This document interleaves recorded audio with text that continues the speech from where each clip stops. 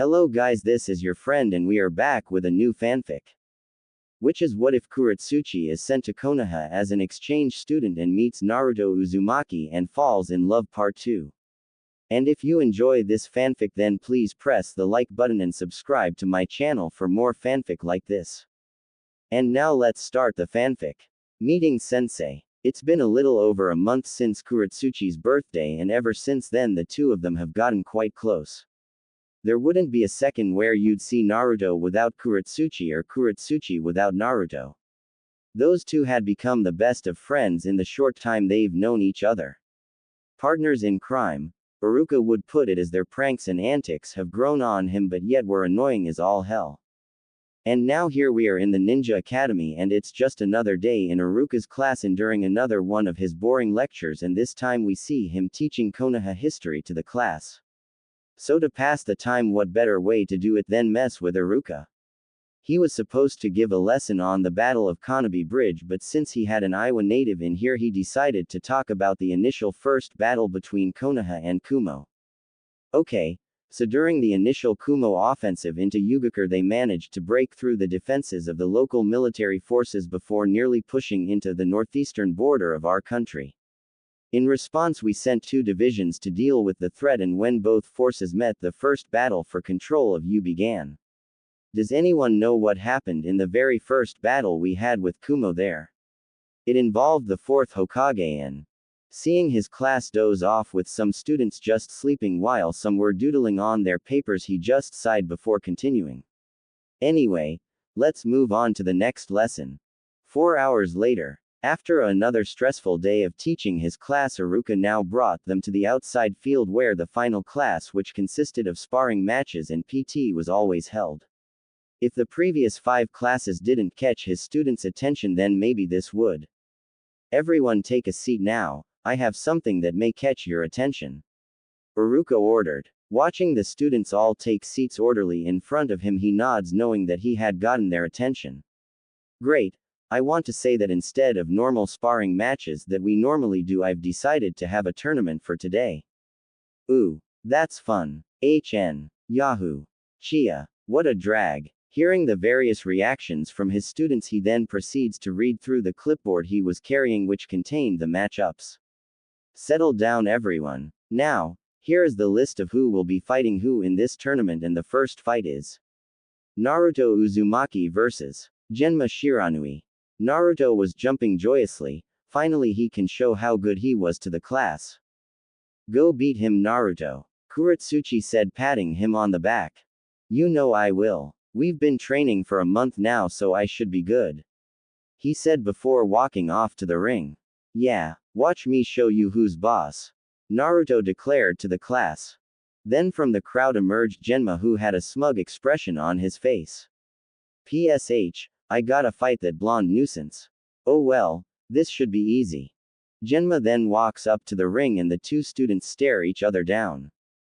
So, you ready to lose, Senbon mouth guy? Naruto exclaimed. I think you're the one going down, Blondie. Gonna try and get me back for insulting your Iowa girlfriend? Hey, she's not my girlfriend. She's my friend and that's all. Whatever, you gonna keep stalling this fight to avoid getting embarrassed, or are we gonna start? Genma quipped. Iruka, however, was getting annoyed at their exchange. Hey, the only reason you haven't started fighting yet is because you both keep talking, which means I can't give the go to start. The irritated Chunin yelled. Sorry, sensei. The 2 boys apologized, bowing. Acknowledging their apologies, he goes to continue explaining. Apology accepted, you 2. Now moving on. There are a few rules I want you to be aware of.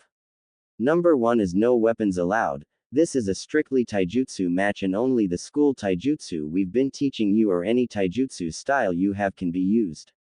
Rule number 2 is that the matches will be won by either landing 3 consecutive hits or knockout. Those are pretty much the only rules actually, so are you 2 ready to begin? The 2 boys nod and Iruka begins giving the countdown to begin. Then on 3, 2, 1. Fight. Iruka shouted. Genma would be the first to attack and he lunged forward to try and land a punch aimed at Naruto's face. The attack would fail, however, when Naruto just caught the punch with his palm. Taken by surprise, Genma tries to go in for a swing with his free hand, trying to get Naruto dead in the face, and like his first attack, it misses as Naruto just moves his head to the side, completely avoiding it. "TCH, you're pretty good for a blonde punk," Genma said.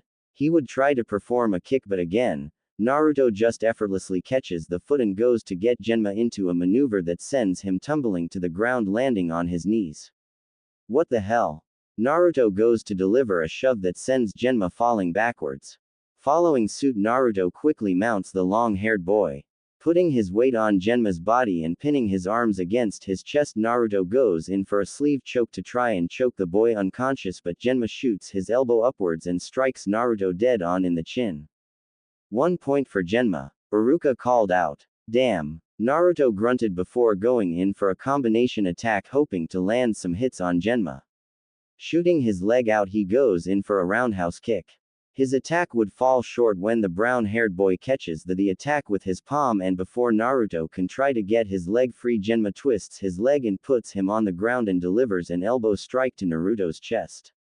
The force of the attack making the blonde boy cry out in pain. 2 points for Genma. Growling in anger, Naruto gets back up and gets back into the starting position. The two boys face each other once again. "You should just give up, Blondie, you're not winning this," Genma said rudely. "I'm gonna win, just you watch," Naruto declared. "Naruto, you can do it," Kurotsuchi called out from the bleachers. Turning to face his best friend, Naruto gives her a smile. Looking back at Genma, he gets into a taekwondo stance that had Genma guessing. "Great, a stance I've never seen before," he thought. "Are you two ready?" Iruka asked, receiving a nod from the two boys. "Fight." Just as Iruka gave the signal, Genma attempted to go in for a haymaker with his fist coming mere inches away from colliding with Naruto's, and to his surprise, Naruto just moved his head sideways at a very fast speed. Genma did not anticipate what happened next when Naruto jumped forward and performs a double turn kick, hitting Genma twice in the thigh. "Damn it!" Genma shouted out, and before he could do anything, Naruto followed up with a reverse hook kick that connects with his jawline. The force of the kick knocking the Senbon out of his mouth and sending him spinning to the ground in pain. "Stop, stop," Iruka called out, running over to the grounded Genma. "Genma, can you get up?" Yeah, sensei, just took a hit to my jaw is all," Genma said, rubbing his sore jaw. Helping Genma up, Iruka walks over to Naruto and takes his hand, raising it into the air. The winner of this match is Naruto Uzumaki. An incredible display of a 3-combo attack. "Good job, Naruto." Yeah, I did it," Naruto shouted in joy. His joyful jumping would be interrupted when Genma walked over to him, still rubbing his sore chin. "Yo, Blondie." Turning to face the brown-haired boy, Naruto just gave him his trademark grin. "Pretty awesome, huh? Oh yeah, I've never seen that taijutsu style before, totally caught me off guard. Mind teaching that to me sometime?" "Sure, I'd be happy to teach it to you." Cool. Genma then reaches his hand out. Knowing what he was doing, Naruto reached out with his own hand and the two boys shook. Genma now had some newfound respect for the blonde kid he gave a hard time to the past month. He walks over to where his Senbon landed on the ground, and after wiping it off, puts it back in his mouth.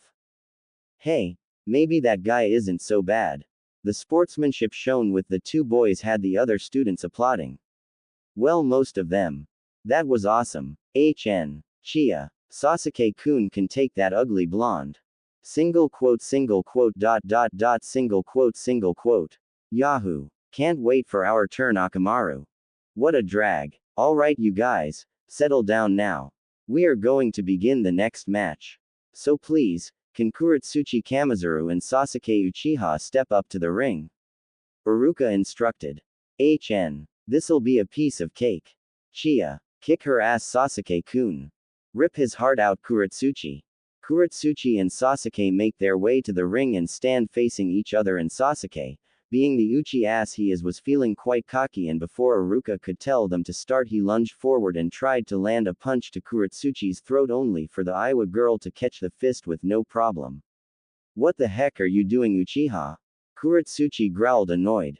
"Sasuke, I did not tell you to start." An aggravated Iruka shouted. Get back to your side of the ring now. Was all the dark-haired boy said as he stepped back to his side of the ring. Next unauthorized attack will get you disqualified, Sasuke. Now are you ready?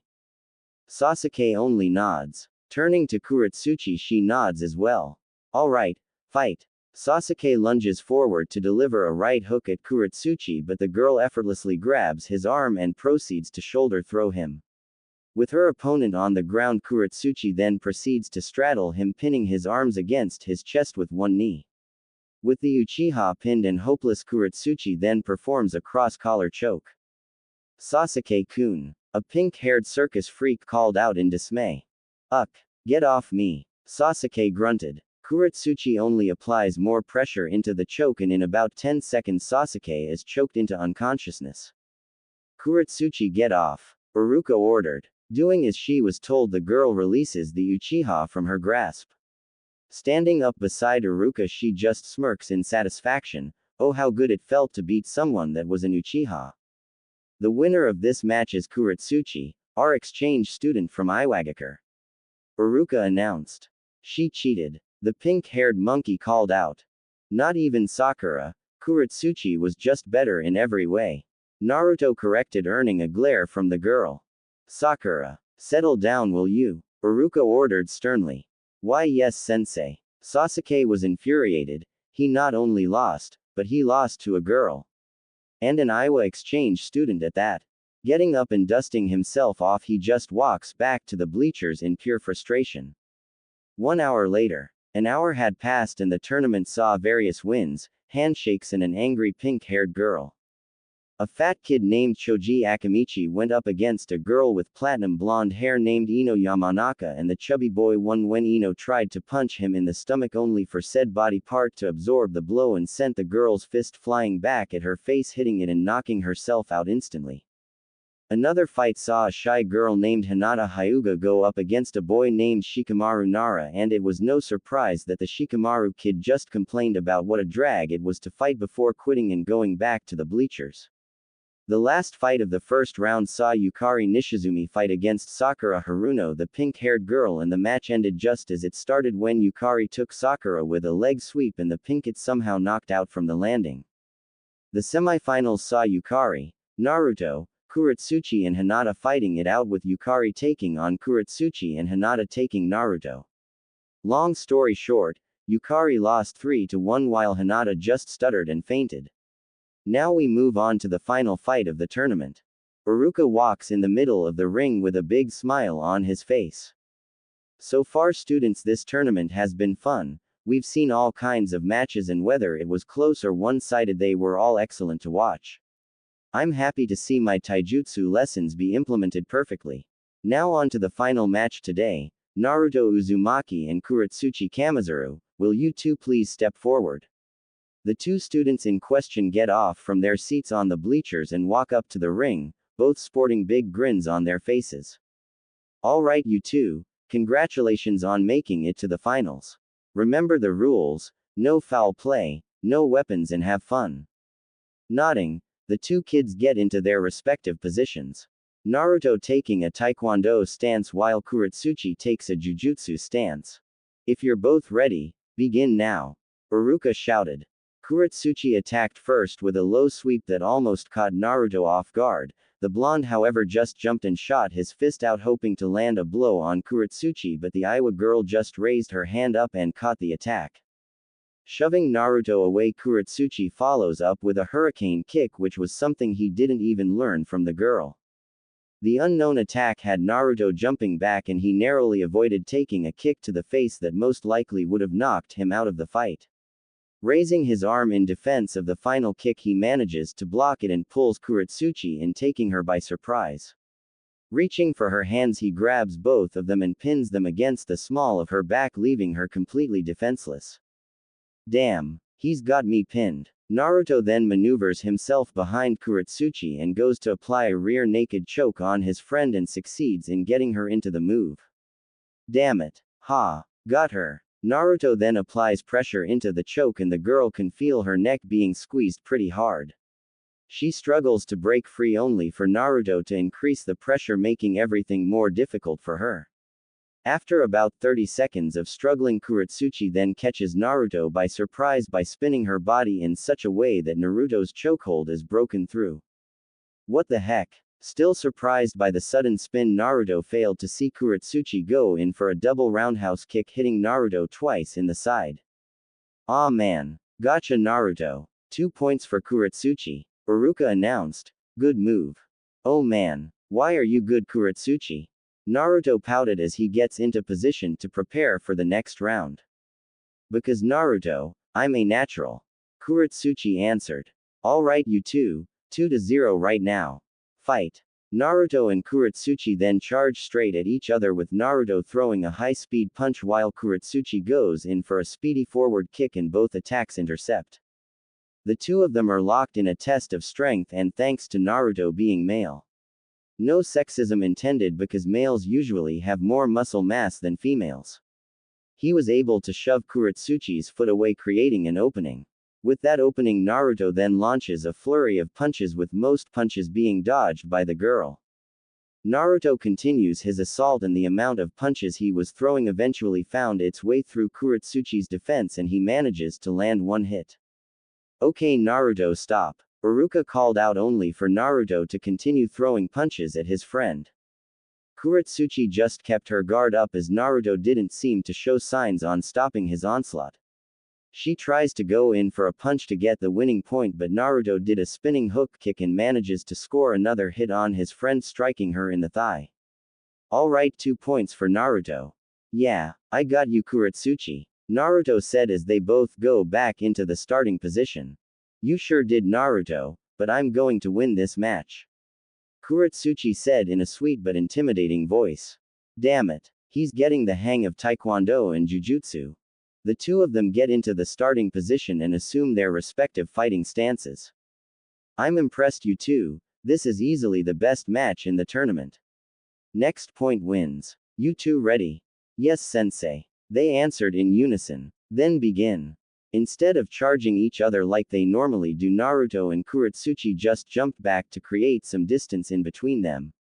Without any warning, they both go running towards each other at full sprint, and when they came within arm's reach of each other, Naruto threw a punch while Kurotsuchi shot her foot in a jumping front kick that sends her flying straight. Slow motion sequence. The two of them are slowly inching towards each other with high hopes that their respective moves would be able to hit the other first, therefore earning them the point that was needed to win the match. Then Naruto and Kurotsuchi's fist and kick were coming closer and closer, about to impact each other in the face. I win. Sorry Naruto, this match goes to me. End slow motion sequence. Bam. Naruto and Kurotsuchi's faces were met by a punch and kick respectively, and the attack sends them both flying backwards from the attacks, and they land on the ground with a thud. Their bodies remained motionless for a few minutes before Kurotsuchi stirs. She attempts to get up on her feet, but the force of Naruto's punch had done a lot on her and she falls onto her knees. Naruto wasn't faring any better at the kick, connected with his nose, giving him a nosebleed. He tries to get up but just couldn't. The two of them on their knees looking at each other with smirks plastering their faces. Wow. Chia. If that was Sasuke, he would have won. What a drag. Yahoo. They then try hard to get up again, only for Iruka to step in between them. That's enough, you two. You both hit each other at the same time. He said as he helps them both up and has them stand in front of him. They turn to each other with smirks that said, I definitely kicked your ass. This match is a draw. The Chunin exclaimed. Good match, you two. Seriously, that was good. You both earned a passing grade for the quarter for such a spectacular match. Smiling at the praise their sensei was giving them, they bow in respect before turning to each other. They stare into each other's eyes for a moment before reaching their hands outward. Good match Kurotsuchi. PFT, whatever you say Naruto. They then shake hands, and the display of sportsmanship the other students were witnessing got them cheering, accompanied with a round of applause. Wow, that was cool. Single quote, single quote, dot dot dot, single quote, single quote. Chia. If Sasuke was fighting, it would have been better. Well, I guess it wasn't that much of a drag. After the tournament, Iruka dismissed his class for the day, and to celebrate the tie they had, Naruto and Kurotsuchi decided to get some barbecue and a lot of ramen. After that, they went to the training field to try and outshoot each other in kunai throwing, and to Kurotsuchi's surprise, Naruto managed to match her throw for throw. Surprised nonetheless, Kurotsuchi was glad that her teachings were having a strong and positive effect on her friend. They then spent the rest of the day at the field before heading home for the night. Naruto's apartment complex, October 10th. So here we are with Naruto in his apartment gathering some things and putting them in a bag. Kurotsuchi had told him that she wanted to take him hiking to spend some time to themselves, and he was super excited at experiencing something new. He was quickly packing his bag when he heard some loud banging on the door. Spooked by the sudden noise, Naruto walked up to the door. "Who is it?" he asked. No response. Shrugging, he goes to open it. Kurotsuchi. Just as he opened the door, several people charged through it, tackling him to the floor. Before Naruto could assess the situation, he is met with a flurry of punches to the face, being stomped on and kicked before he is picked up by the collar of his shirt and thrown across the living room. The throw sent him flying into the coffee table in his living room, shattering the glass. "Ah!" he cried out as one hand holds his bleeding nose while the other clutches his stomach. Looking up, he spots about 5 to 10 people in his apartment, some villagers and some shinobi of the village. "Today is a special day for you, demon," one of the shinobi snarled. "I hope you're ready, because we so have the perfect present for you." The man walks up to the frightened boy, who can only attempt to crawl away from him only to back up against the wall. Leave me alone," Naruto screamed out as he is dragged out of his apartment. Kurotsuchi. Several hours later, that evening, Kurotsuchi is seen walking through the streets heading straight to Naruto's apartment, and in her hands were grocery bags which contained various ingredients that she wanted to try making for Naruto. After trying her hand at making her own ramen recipe that she was satisfied with, she wanted to take him out hiking on the Hokage monument, even though her most hated person's head was carved into the rock. Several minutes later, she makes her way to Naruto's building and ascends the stairs. Getting up to the floor where his apartment was, she makes her way to his door only to find it open. What the hell? Walking into the apartment, she finds the living room trashed. Setting her bag down, she walks over to the living room to find the coffee table completely smashed. What the heck happened? She searched the rest of the house and found no sign of Naruto.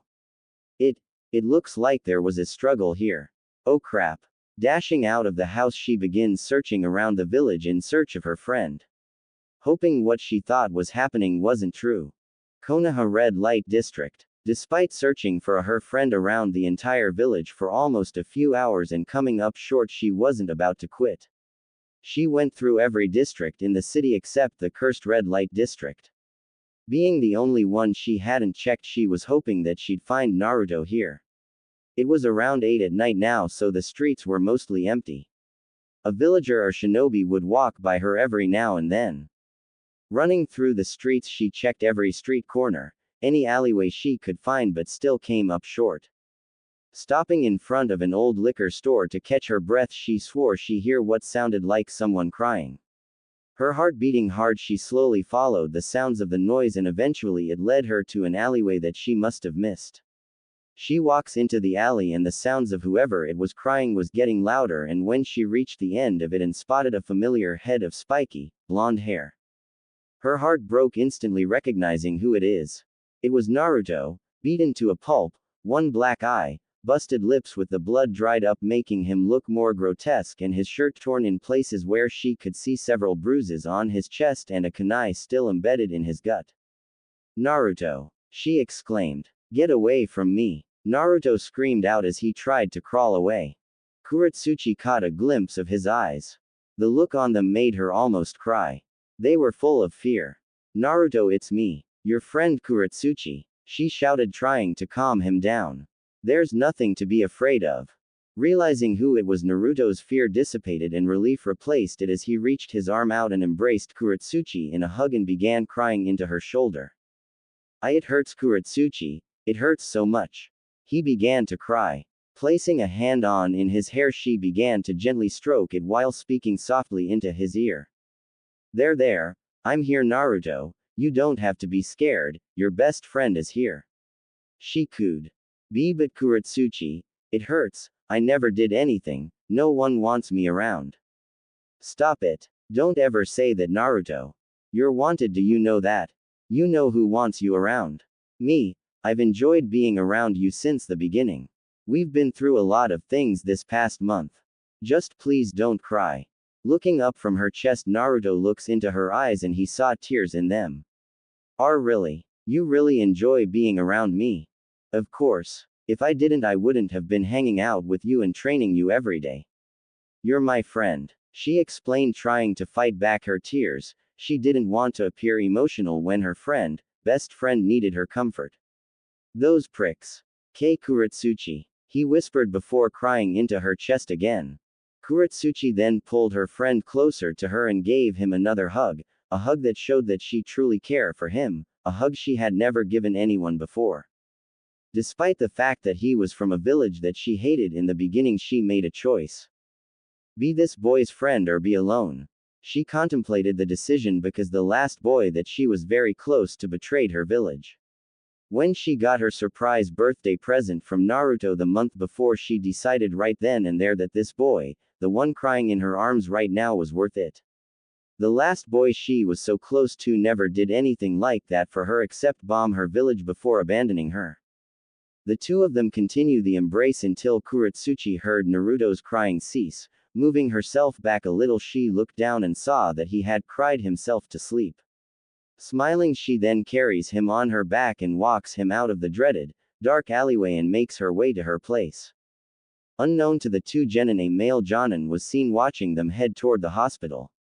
He had two ninjatus on his person and his facial expression was one of anger. That fucking asshole Kakashi. She and I go on a mission and he doesn't even try to stop this from happening. The unknown jonin then leaps away to bring word of this to his best friend. Kurotsuchi's apartment. The lock to Kurotsuchi's apartment jiggles a bit and a second later the door is kicked open. Kurotsuchi then walks in with her friend riding on her back and walks into her room and gently places Naruto on her bed. While she had taken him to the hospital to get him patched up, the receptionist refused to have him treated and kicked them both out since they didn't have any medical treatment for evil children like him, or so they claimed. Those assholes. She growled to herself as she walks over to her dresser mirror and opens one of the drawers. Reaching into it, she pulls out a medical kit and quickly rushes over to grab the chair from the desk on the opposite end of the room and quickly places it next to her bed. She then sits down and opens the medical kit, taking out several odorless field towels and begins cleaning his face, which had dried blood on it. Gently pulling out the kunai, she then takes off his torn shirt and spots the kunai wound had already begun to heal. What the? How is this happening? Is it some Kekkei Genkai or something? She thought in awe at how Naruto's wounds seemed to be healing at a superhuman rate. Ignoring it, she cleans off the dried blood regardless before focusing on his black eye. She walks to her fridge and gets some ice from it and wraps them in a towel. Back in the room, she gently, ever so gently, places it on his eye, making him wince in his sleep. Before she finishes, she takes one more field towel and begins wiping off the remainder of the dry blood that she had missed before he was completely cleaned off. Closing the med kit, she then sits back against her chair sighing. I'm glad he isn't in a life-threatening condition.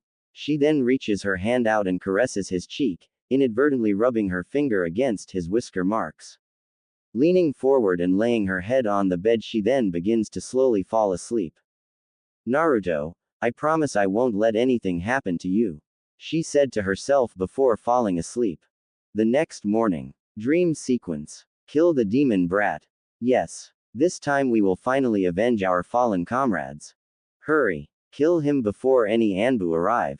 Naruto was shoved against a wall with a hand on his throat, choking the life out of him. Let me go. The boy pleaded. Yeah, right. You think we'll just let a demon brat like you roam freely through our village any longer, huh?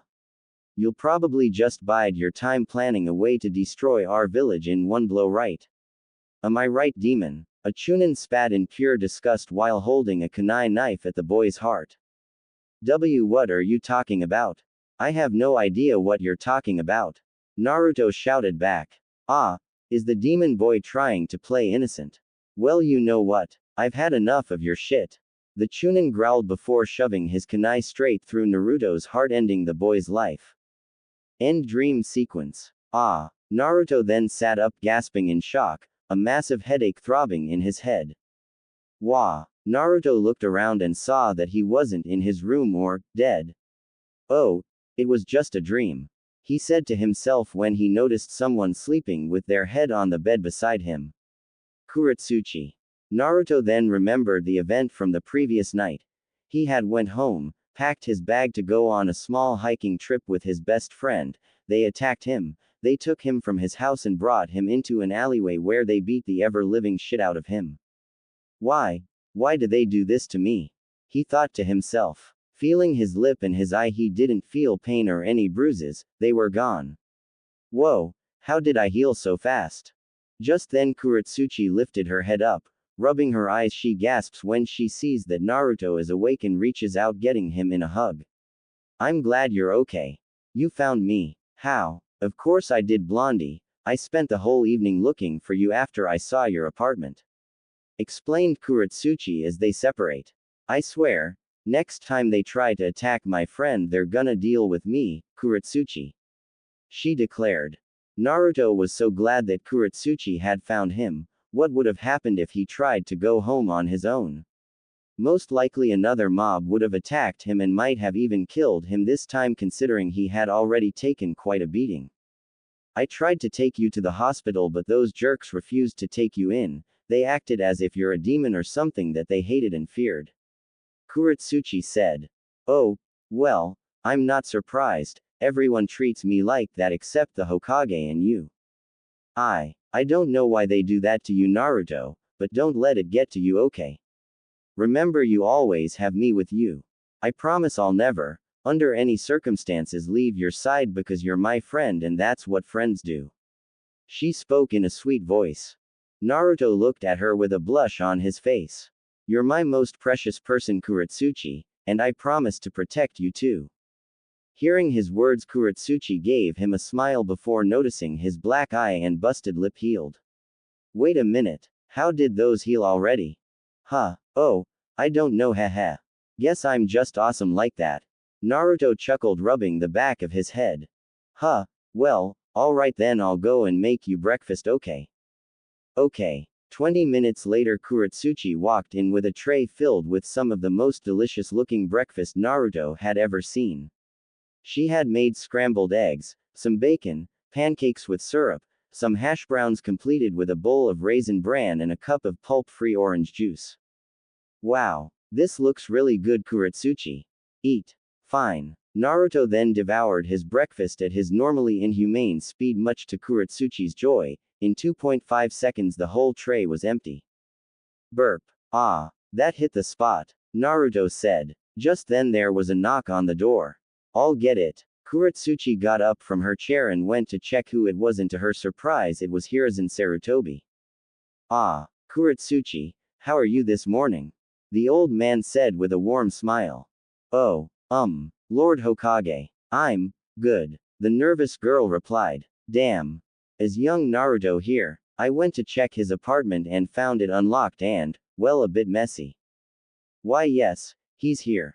Ah, may I come in? Of course, please come in, he's in my room. Hiruzen then walks into the room and spots our favorite blonde boy just laying there rubbing his fat belly. Good morning, Naruto. Hiruzen greeted, taking off his Hokage's hat. Why, hello, old man. The blonde greeted back. Kurotsuchi was shocked. Naruto talks to the Hokage like that. Hey, I'm not old. I'm just super wise is all. Hiruzen protested. Sure you are, old man. Naruto. Kurotsuchi found their antics hilarious as she grabs another chair and places it next to hers for Hiruzen to sit on. Together the three of them chat for the next hour, and eventually the topic changed to the dreadful events of last night. Naruto had explained what had happened from being abducted from his apartment and taken to an alleyway to get beaten to a bloody pulp, to Kurotsuchi finding him and taking him to the hospital only to be denied before ending up at her apartment. Hiruzen was furious at what his villagers and shinobi were doing. He knew the boy was disliked, but this being a near-death experience and hearing it from the boy himself only made his rage intensify. Damn. Those scum of all people. The fact that shinobi were a part of it makes me even angrier. I really don't understand why they do this to him, Lord Hokage. I really don't, but I have here a kunai which I hope contains the fingerprint of the one responsible. Kurotsuchi said, handing the Hokage the weapon. Yeah, old man, you should punish everyone who was involved. Kick them out of the village. Naruto ordered. He places a hand on each their heads, giving them a warm smile. Now Naruto, no need to do such a thing. I'll get to the bottom of this, so you leave it to me, alright? And no bossing me around. Hey, I'm so awesome that even the Hokage has to do what I say.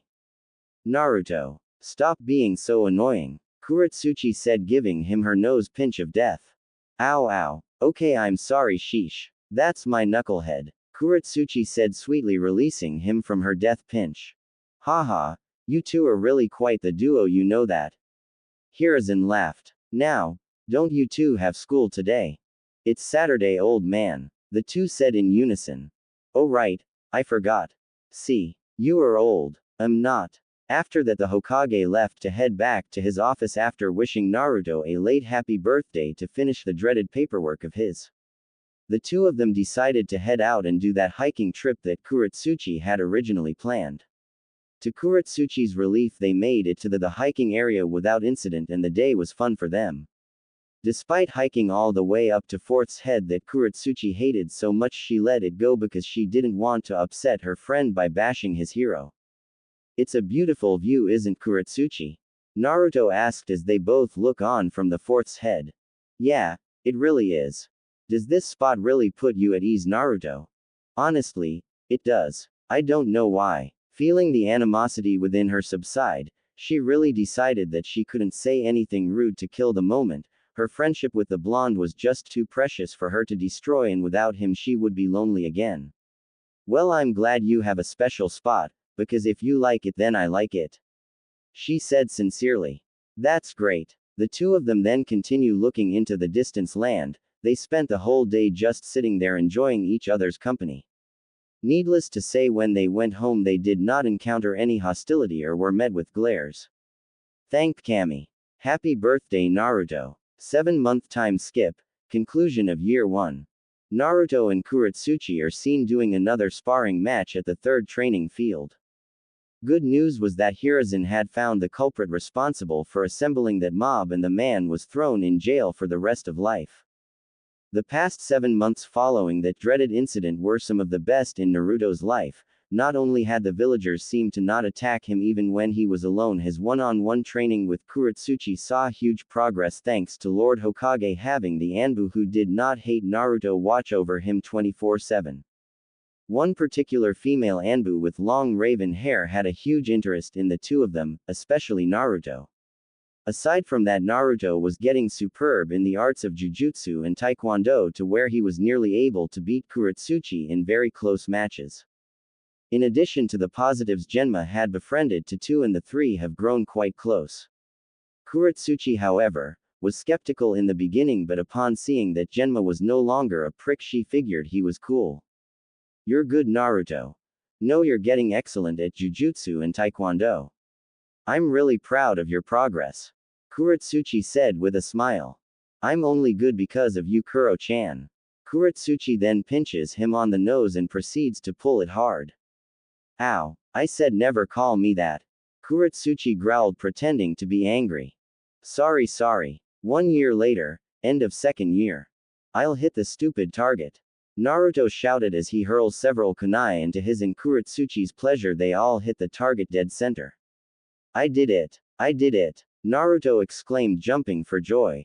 I'm proud. My lessons really do make a difference. Kurotsuchi was patting him on the back. I bet I can outdo you in kunai throwing, Naruto said smugly. Oh yeah, let's see you try. After spending the whole day throwing kunai to trying to outdo the other, Naruto was able to match her throw for throw. Well, look at that, Naruto. Your kunai throwing is easily good as mine. I'm glad. Seriously, without me you would suck. She teased. I know that. I'm thankful for the training you've been putting me through. Naruto said, putting his arm around her shoulder only for his arm to be swatted away. Hey, don't do that. Why? Because I said so. Fine. End of year 3. Come on. Show me your inner warrior. Kurotsuchi shouted as she and Naruto dashed towards each other. Kurotsuchi attempts to swing her katana hoping to get her friend, but Naruto brings his sai up and catches the blade with one of the prongs. Gotcha. Naruto declared, twisting his sai, disarming her in the process. Damn it. Kurotsuchi grunted in annoyance. Now I win this match. Naruto thrusts his sai forward hoping to land a hit on the girl, only for her to move her hands around the sai and grabs both of his wrists. Twisting it, she disarms him and shoulder throws him without trouble. With him on the ground, she rushes over to pick up her katana. Turning back to face the downed Naruto, she thrusted the sword downward, aimed at his face, only for him to unsheath his ninjutsu and manages to intercept the blade. Nice move, Naruto. But not nice enough, Kurotsuchi said as she manages to swipe the blade away, leaving him open once more. Before the blade could hit him in the face, Naruto rolls out of the way and gets on his knees, causing her katana to embed into the ground. With Kurotsuchi's side exposed and her sword stuck in the dirt, Naruto performs a roundhouse kick, hitting Kurotsuchi in the side of the head, making her stagger sideways. He follows up by shoving her into the ground, leaving her defenseless. Damn it. I won't lose. I win. Naruto exclaimed, bringing his sword down once more.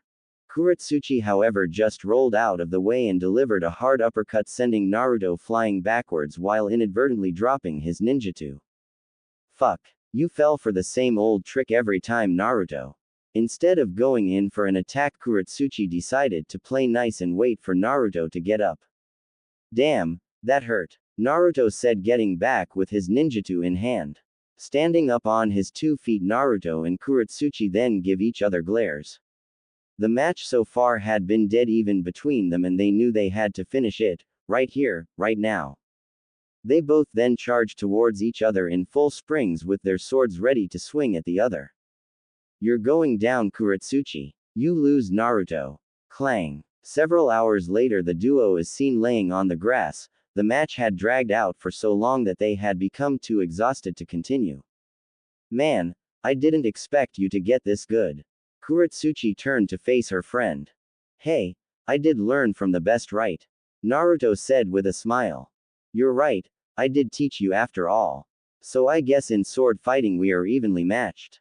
I wouldn't say so, more like I'm a few feet ahead of you still. Hey, I'm dead even with you, come on. Sorry, Naruto, you have to actually beat me in a match. Man, Hokage Monument, after graduation. I'm great at kunai marksmanship, I am proficient in using my sai and sword fighting, and most importantly, I can defend myself.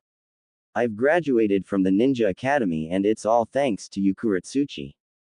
Naruto and Kurotsuchi are seen sitting next to each other on atop the Hokage Monument, looking off into the beautiful sunset that plagued the sky. Orange and bright. Over the past year, Kurotsuchi had learned that Naruto's parents had died during the Kyuubi's attack and felt her heart break, but seeing that he didn't let such a tragedy get to him and how he remained his usual, goofy self made her smile.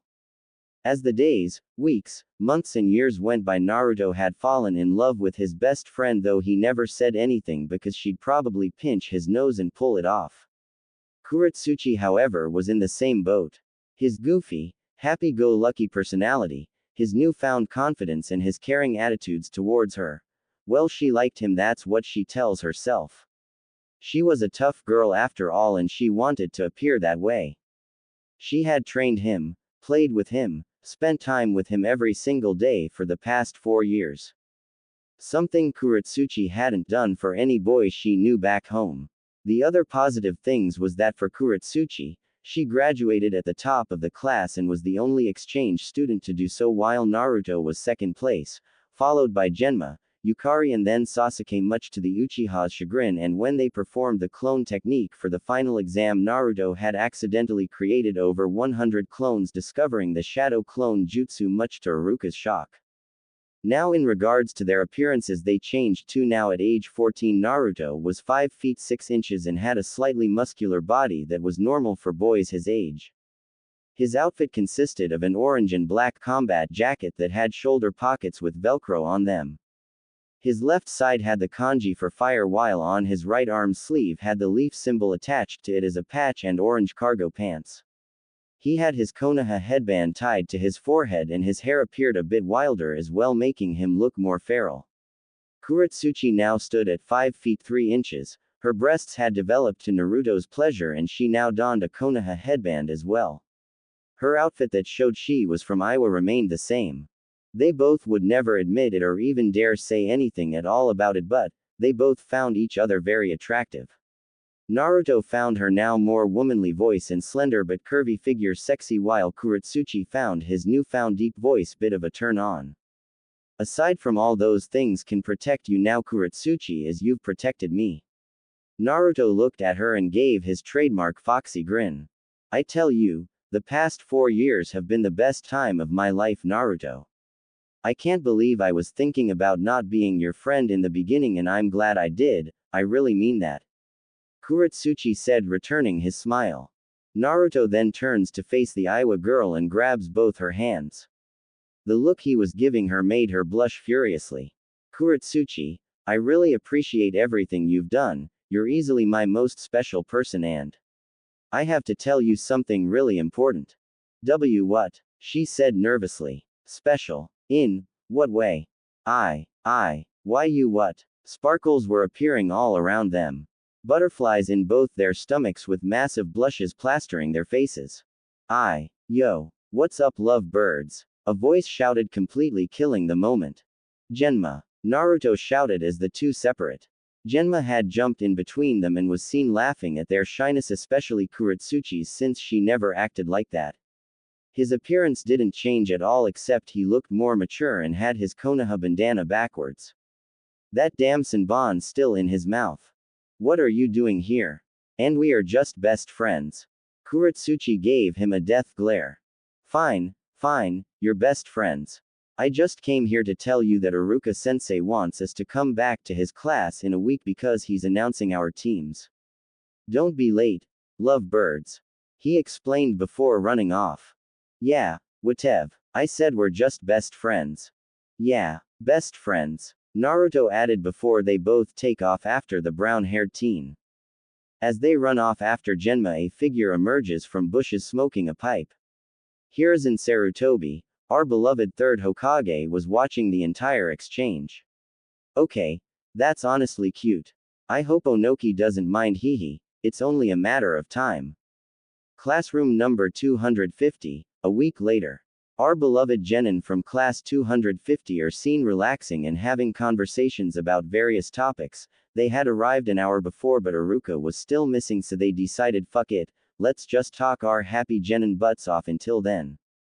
In the back row we see Naruto, Kurotsuchi, Genma and Yukari sitting together. They were discussing how their Jonin sensei would be like. Would she like them? Oh, it was very nerve-wracking.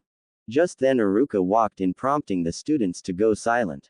He had a very warm smile on his face and walking up to the desk he began speaking. Ahem. Hello genin. Hello sensei. They class greeted. I bet you're all excited to get your teams now, huh?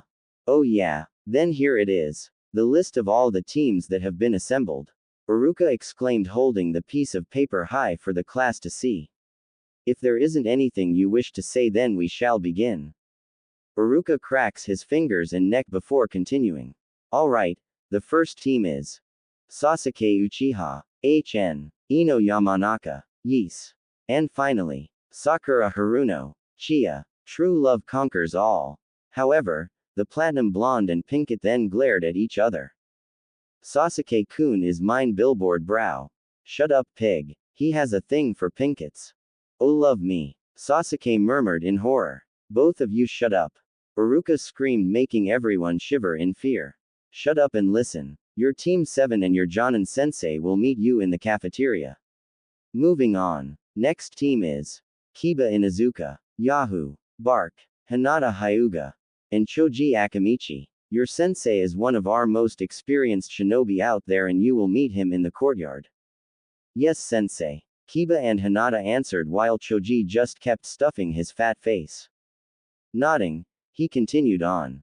Okay. The third team now is Yukari Nishizumi, Shino Aburame, single quote, single quote, single quote, single quote, and Shikamaru Nara. What a drag, being a ninja is so troublesome. The pineapple-shaped haired boy complained. You acting like that while on a mission and getting your teammates killed because of your superb laziness would be a drag and more so troublesome. Anyway, your sensei is the top genjutsu user in our village and you will meet her at the tracks behind the school. Explained the Chunin. Uruka announced the rest of the teams and after a half hour it all narrowed down to 3 particular genin. Eyeing them with interest, Uruka then proceeded to call out the final team. Finally, the final team assembled consists of the following 3. Naruto Uzumaki. Believe it. Genma Shiranui. Not bad, not bad. The 2 boys then fist bump. And finally, Kurotsuchi Kamizuru. Congratulations you 3. Uruka declared with a thumbs up. Nice. We're together. Kurotsuchi declared. Since you're the top 3 students of this class you have been requested by easily the best jonin we have. You will meet her here after class. Uruka explained. Now, dismissed. 1 hour later. Naruto, Kurotsuchi and Genma have been waiting for quite some time. Every other team had already left to meet their senseis and are probably off doing badass missions except them. This is taking way too long. By the time sensei gets here we've been done with 20A ranked missions. Genma grumbled. I know right. This is boring. Naruto added. Well, Konoha shinobi are such losers. Hehehehe. Kurotsuchi snickered, earning glares from her teammates. You're an Iowa girl in service to Konoha and by that logic you're a shinobi of this village therefore making you a loser too. Naruto laughed, earning a nod from Genma. Burn. Care to repeat that, Naruto? Kurotsuchi said in a sickeningly sweet voice. Reaching with her hand she then gets him in her infamous nose pinch of death. Ow ow. Sorry. The blonde cried out. Help me, Genma. I'd rather not. Genma then laid back against his chair. Take that back, Naruto. As the 2 of them struggles for control of his nose the door to the class opened. In walked a young woman and spotting her students messing around she just smiles. Well, this is my team. How amusing. Hearing the voice the 3 genin turned to face the person behind it. Standing before them was a very beautiful young woman who easily not a day older than 22 years old. She had long, raven hair that was kept untamed and fell past her shoulders with long parted bangs framing both sides of her face with a long one between her eyes. She was wearing the standard Konoha jonin vest with a Konoha bandana similar to Genma's, except she was wearing it correctly showing off the leaf symbol, adding to the look she wore jet black Anbu cargo pants with a kunai holster on her left leg while her footwear consisted of black Anbu combat boots. Strapped to her belt was a wakizashi. Completing her look she wore a black t-shirt under her vest and had knee and elbow pads on, and on her hands were gloves with steel plates on the dorsal sides of the hands. The 3 genin thought she looked very experienced and well, just plain badass. While Kurotsuchi and Genma were eyeing their sensei, Naruto was staring at her. He swore he had seen her before. How's it going you 3? I'm your jonin sensei, Mako Uchiha. Yugakur's mystery killer. How's it going you 3? I'm your jonin sensei, Mako Uchiha. The 3 genin were staring at their sensei with interest, shock and fear. Whoa. She's an Uchiha like Sasuke Tem. Naruto thought in shock. Another Uchiha, huh? Hope she isn't anything like that douchebag. Kurotsuchi thought in amusement. Well, this is interesting. An Uchiha is a sensei. Genma thought with a smirk. The 3 genin then get up from their seats and get up to bow before their sensei, wanting to appear polite and respectful. Good morning, sensei. The 3 of them said in unison. Laughing at her genin, Mako walks up to them. She places her index and thumb on her chin and looks at them as if analyzing them. You 3 seem promising. Let's head to the roof so we can get to know each other better, alright? She said before leading them out of the classroom. Academy rooftop. Up on the rooftop we see Mako sitting in front of her students on a guardrail while the genin sit on the ground. The three of them slightly nervous. So for the introduction I just want to know simple things about you like your dreams, favorite or least favorite foods, hobbies and all those things. I'll go first. My name is Mako Uchiha from the Uchiha clan which I'm sure you know of. I'm 22 years old, I have a lot of things I like but there are also a lot of things I dislike. I like to eat rice balls and crab sticks. I dislike backstabbers and those who can't keep their promises. I was a prodigy with my Ninja Academy class and let's see, I'm a veteran from the last war and I was in the Anbu and was offered a position to be a Jonin instructor so I accepted. Since you three are my first genin I know this will be quite an adventure. Alright now, you, young man with the Senbon in his mouth. Your turn, Mako said pointing at Genma.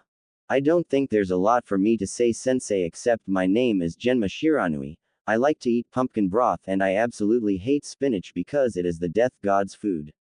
My dream is to become one of the Hokage's elite guard and my hobby is traveling. That's about it, the brown-haired boy explained. Satisfied with his introduction Mako then looks at Kurotsuchi. And you, the young lady. I'm Kurotsuchi Kamizuru and I'm an exchange student from Iowa because my grandpa wanted to try and improve relations between Iowa and Konoha.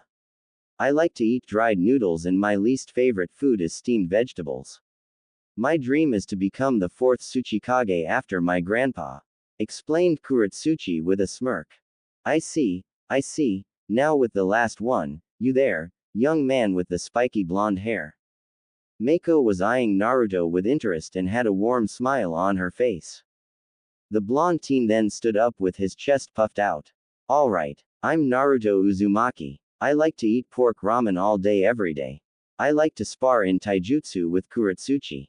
My dream is to become the greatest Hokage Konoha had ever seen. That way those who look down on me will acknowledge me like I'm someone important. And I don't doubt you for a second there. You're like his identical twin. Mako thought with a smile. Nodding at his introduction Mako then eyes her students one at a time. So we have an inspiring Hokage, the next Tsuchikage and a young man who wants to be one of the Hokage's elite guards. I think I have a promising team, easily the best one this generation. Alright, pleased you meet you three. Well, there actually isn't anything I want to do today except give one last explanation. You guys know how the ninja rank system works, right? Mako questioned earning nods in response. Great, because missions work the same as well, D is the lowest ranked and those are so boring. Next is C, B, and then A. Now as a guess, I'll assume that the other Jonin and their genin are won some lame D ranked mission as we speak. When I was in Anbu my specialty was assassination, unconventional warfare, raids and direct action. So because of my specialty we are going on missions that involved things like this, how's that sound? Mako explained. The genin were seen jumping for joy. Now that's a ninja's life right there. Oh yeah, not bad, awesome. Mako giggled at her students' antics. This is going to be a seriously interesting adventure indeed. Well then, I'll meet you three tomorrow at the front door of the Hokage's tower at 8 in the morning. There he will assign us our very first mission and I recommend to pack a few days worth of supplies just in case. Until then you guys take the day off. Mako said before she shunshuns away in a flock of ravens. What technique was that? Naruto asked appalled by how awesome the technique looked. It looks like a shunshin, pretty advanced technique and Mako sensei has her own variant. Kurotsuchi explained in a shocked manner. Well, I guess I'll go home and get some sleep. Genma yawned. Lazy, whatever I guess I'll do the same then so see you Naruto. Kurotsuchi then took off leaving the two boys in the dust. Yawn. Good night Genma. Naruto said as he literally goes to sleep on the rooftop. You're going to sleep on the, never mind. Genma groaned before walking off. Naruto's apartment complex, next morning. Ring ring. The annoying sound of Naruto's alarm clock wakes up our young genin. Growling in anger he takes a sigh from under his pillow and tosses it at the clock pinning it against the wall and breaking it. Sitting up, Naruto rubs his eyes as he yawns before he gets off the bed and opens his dresser to take out a fresh pair of clothes. He then exits his room, and just as soon as he walks out. Good morning, Naruto. Yo, Naruto. Ah. The sudden outburst had caught Naruto off guard and fully awoke him from the sheer volume of it. A half hour before he woke up, Kurotsuchi and Genma had broken into his apartment and waited for him to get up to surprise him. Sitting back up and rubbing the back of his head, he looks up to see his two friends on his couch eating his bags of chips and drinking his sodas. Hey, why are you guys in my house? It's polite to knock, you know. Naruto, when it involves me, those rules don't apply. Thanks for the snacks, by the way. Kurotsuchi said in a dangerously cute voice. Yeah, you definitely know how to pick out some great junk food. Genma took a sip from a Mountain Dew can before taking a Cheeto Furry and eating it. Bah, whatever. I'll go shower and we'll head out to meet Mako-sensei. Naruto grumbled as he heads into the shower to freshen up. After getting out the shower, Kurotsuchi and Genma left to meet Mako at the entrance to the Hokage Tower, with each of them carrying a Konoha assault pack which contained a few days' worth of supplies. Arriving at said tower, they see Mako leaning against the wall eating some rice balls. How's my genin doing this morning? Mako asked with her mouth full. Could be better, sensei. Naruto answered with his head drooping. Why? What's got you down, Naruto? Oh haha, nothing. Me and Genma snuck into his apartment and scared the ever-living crap out of him. Kurotsuchi explained. I see, next time let me join in on the fun too. So you guys ready to get our mission? Yes we are, sensei. Genma said. Alright then, let's go see Lord Hokage. The three of them enter the tower and see the secretary working on some paperwork. Looking up, she smiles and greets the four ninjas and tells them that Hiruzen is expecting them. Thanking her, they then climb up the dreaded staircase, and after 20 minutes of what seemed like endless climbing, they finally arrived at the door to his office. Knocking on the door, they hear someone say, "Come in." Turning the knob, Mako enters first, followed by Kurotsuchi, Naruto and then Genma, and all stand next to each other in front of the Hokage. Ah, Mako, how are you today? The old man quipped while taking a puff from his pipe. I am doing good, Lord Hokage. Mako answered, bowing. I presume you are here for the mission that we asked you to take. Yes, I've brought my students here as well. Taking his eyes off Mako, he then looks at the genin. Hello Naruto, Kurotsuchi, Genma. How are you three doing today? He asked with a smile. Very good, Hokage-sama, we're glad to be shinobi of this village. Naruto answered. Even if I'm in service to Konoha, it still feels great to be a kunoichi. Kurotsuchi added. Heh, I'm glad to hear that, Kurotsuchi. By the way, your grandfather had sent word that he's so proud of you for graduating. Hiruzen said. Well, he shouldn't be surprised, I mean I am a prodigy. Kurotsuchi boasted with a shrug of her shoulders. Anyway, what mission did you want us to take, Hokage-sama? Genma questioned. I'm glad you asked, Genma, but first I want to say this. Normally I would have given you a D-ranked mission since you're fresh genin, but since your sensei is a combat specialist and the most experienced, and how you three were recommended to be frontline ninja while the other teams are more in the support role, you will be taking on mainly upper C and maybe lower B-ranked missions. Sound good? Wow, that's pretty cool, but isn't that dangerous? Naruto asked. Genma and Kurotsuchi nodded in agreement. Yes, it is, Naruto, but as I've just said, Mako is the most experienced kunoichi we have. Back on topic, I want you three to know that B missions really are that dangerous, but considering that you're the top 3 students in your class, I'm sure you won't have difficulty when you have Mako taking care of you guys. She's really good, I promise you that. Hiruzen explained. The best jonin out of them all, so you guys are safe with me. Mako giggled. Hiruzen smiled before continuing. I've decided that your first mission is to deal with a series of murders that have been occurring in Yugakure. Their leader had requested we send a team to investigate these murders and track down the killer or killers. Your orders from me are to either capture or kill the perpetrator. Mind you, however, that whoever it is a veteran from the last war and is rumored to be a high-leveled Kumo Jonin, so because of that this will be a lower B-ranked mission. Mako narrowed her eyes at this. When are we leaving for this mission, Lord Hokage? I recommend leaving in an hour or so because 3 mutilated bodies were found just 2 days ago and the killer was sighted yesterday. I am going to ask you 3 this question. Yes, I assigned this mission to you, but you don't have to take it. Are you 4 feeling up to this mission? Mako nods before turning to look at her genin and saw that they were huddled up. You guys up for this? Something where we can prove our skills? Naruto whispered. Of course. No way I'm doing D-ranked missions, B-ranked ones bring out the adrenaline. Kurotsuchi inquired. Tell me about it, I mean come on. We're the top 3 students this year and not to mention Mako-sensei is the best from her generation, so this should make everything go smoother. Genma added. The 3 discuss for another minute before separating. Turning to Mako they give her confident smirks before turning to face Hiruzen.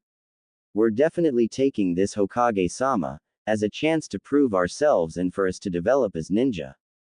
Naruto said. I see. Hiruzen took a puff from his pipe. Then you are officially assigned to take this mission. Its estimated duration is 3 days to a week long, and judging by those packs you've already prepared, you're already ready. Talk about high speed. If there isn't anything else, you're all dismissed. Bidding Hiruzen farewell, Team Mako leave the Hokage office. Heading down the stairs, Mako turns to face her 3 genin. You guys can rest for the next hour. I'm not leaving right away, so go ahead, take the hour to rest and after that meet me at the main gate, okay? She said. But sensei, I'm just dying to go on this mission right now. Naruto pouted. Hey Naruto, you can't just charge into a mission without getting proper rest. Kurotsuchi scolded. Meh, I don't really care, but if Mako-sensei insists that we rest for the hour then I have no problem with it. Genma said. Then I guess it's settled, rest for the hour and meet me at the gate. Later kiddos. Mako said before she shunshuns once again via a flock of ravens. Man, I don't feel like resting. I'm going to wait at the gate for an hour. Naruto quipped. Then don't come crying to any of us if you tire out when we head to Yugakure. Kurotsuchi said. I ain't carrying him if he does. Genma added before they all exit the tower and go their separate ways. On the road to Yugakure. After resting for an hour, the genin had met up with Mako at the main gate and embarked on their journey to Yugakure. The walk there, however, would not be taken lightly by Naruto, who was bored as all hell. Man, this is so boring. Let's run there already, the blonde exclaimed. Naruto attempts to take off only for Kurotsuchi to grab him by his jacket and pulls him back enough to where he falls on his ass. Will you relax, Naruto? Time is of the essence. I wouldn't want to arrive at our destination all tired and sweaty. But we'll get there faster. Yeah. And then the killer will be able to kill us all faster because we're too tired to fight him.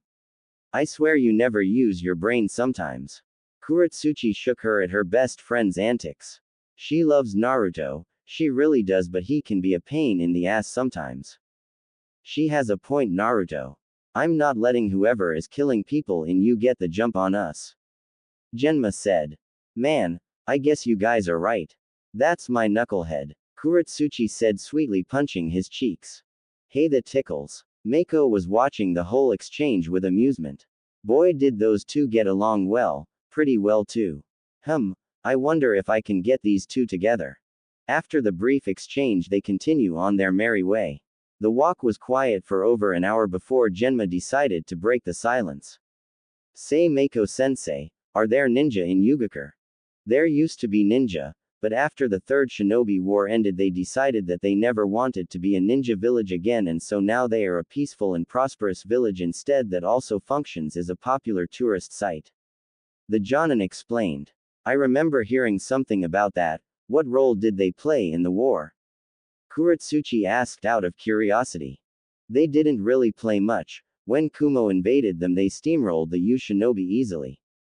Konoha came in, pushed back the Kumo ninja force, and Yu was free but had no ninja left, which is the reason they decided to cease being a ninja village. I know, I was there fighting Kumo at the age of 8. Mako concluded. Sucks for them then. snorted the Iowa girl until she heard what Mako said. Wait, didn't you say we're in the war, sensei? Oh yes, it wasn't common for children during the war to be rushed through the academy and thrown into combat. Sure, I survived, but my teammates didn't. They were killed by a certain man. A man that I will kill to avenge them. Oh, sorry about your losses, sensei. Kurotsuchi apologized, placing a hand on the Iowa girl's head and rubs it playfully. Don't apologize for it, there wasn't anything you can do about it. Hey, I see the border.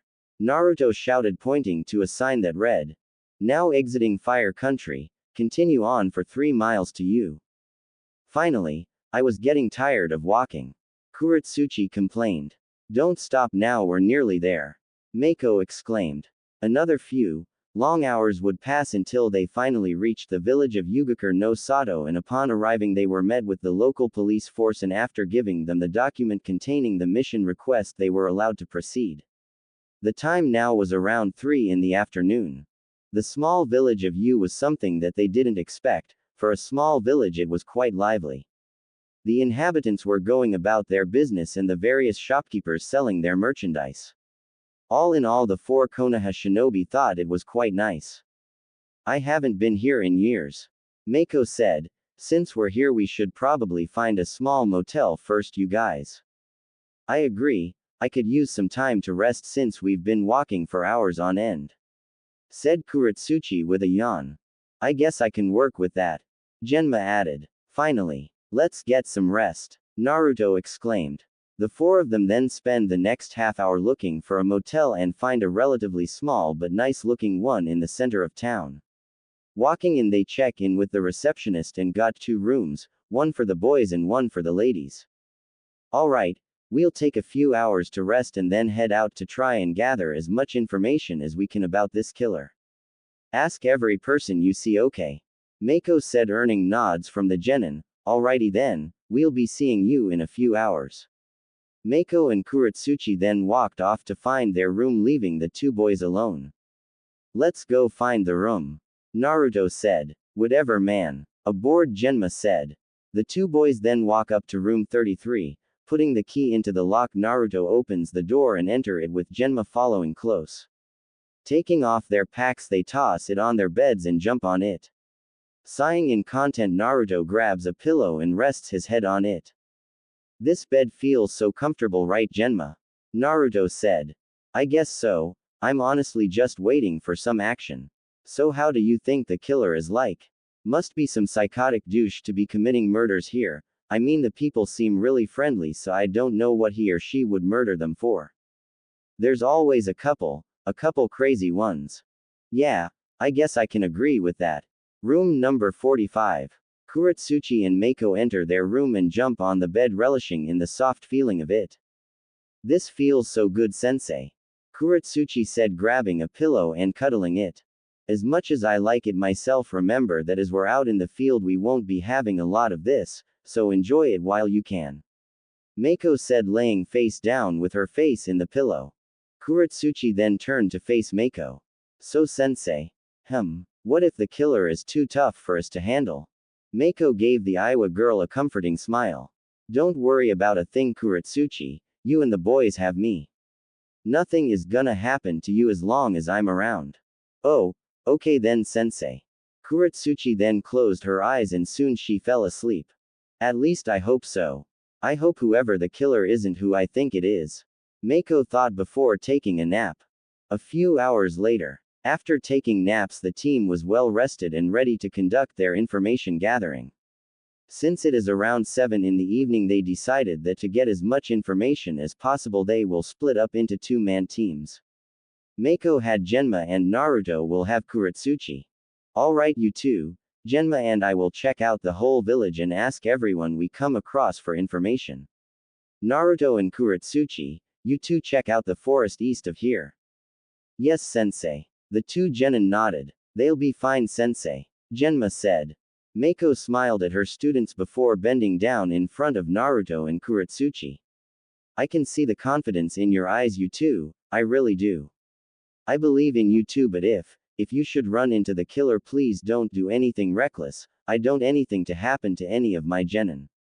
Mako said with a smile. You don't have to worry about a thing, sensei. When me and Kurotsuchi are around, nothing bad happens. Naruto quipped, getting a giggle from his best friend. I don't doubt you for a minute, Naruto. Well, I guess we should start the mission, everyone. Here, you two. Mako hands Naruto and Kurotsuchi a map of the forest with circles drawn over certain areas. What's this, sensei? Kurotsuchi asked out of curiosity. It has the locations of where the bodies of the victims have been found. I'm sending you and Naruto there just to investigate each area for anything like hair samples, fingerprints, footprints, heck, even bodily fluids that the killer might have forgotten to get rid of. I mean, sure, that doesn't sound a whole lot of sense, but it's still worth a shot. Alright then, let's get going, Naruto. Kurotsuchi grabbed Naruto by the ear and dragged him off. Watching Kurotsuchi drag Naruto away, Mako had to ask one thing. Turning to face Genma, she asked. So, like, what's the relationship here? Can't tell you, sensei. Genma was using his Senbon as a toothpick.